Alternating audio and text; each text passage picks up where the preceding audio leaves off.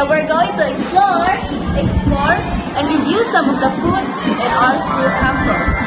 So ngayon, gagawin natin ang challenge, the 100 budget for 5 people. Tara! Arat na! So guys, pupunta na kami sa canteen ngayon para mamili na.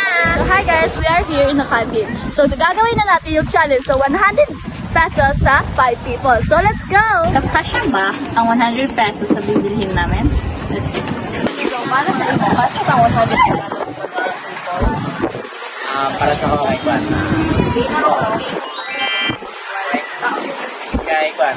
Ay, makasya rin. Ay, pwede rin sila magkatihan.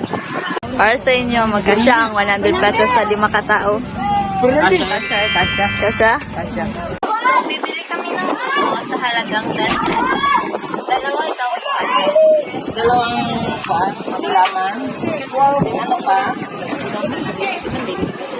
turon. Para sa imo din, ang 100 pesos kasya ba natin sa 5 katao? 100 pesos, kasya rin sa 5 tao. Mura naman lang yung mga paninda, then hawubusog na kayo. Thank you. Welcome.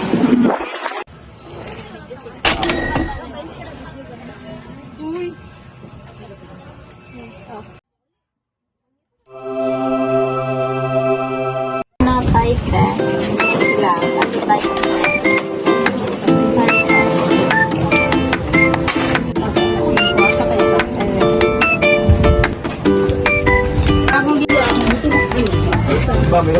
Kawasan ba aabot ng 100 pesos sa 5 tao? Ito na!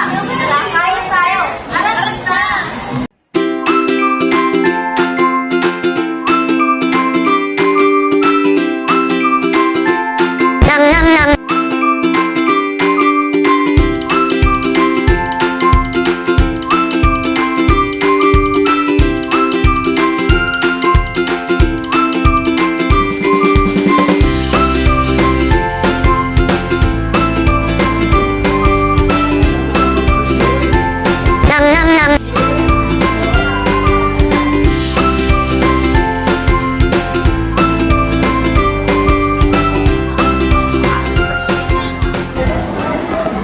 Nabusog ba ang lahat?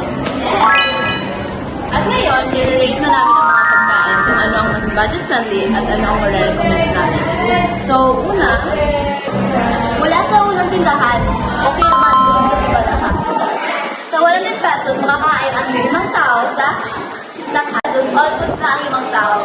So, kung ako sa inyo, 5 tao, okay na ang 100.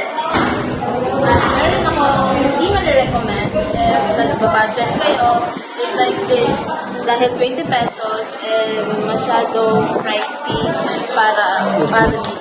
So you can try ganito for 5 or 10 pesos lang budget friendly.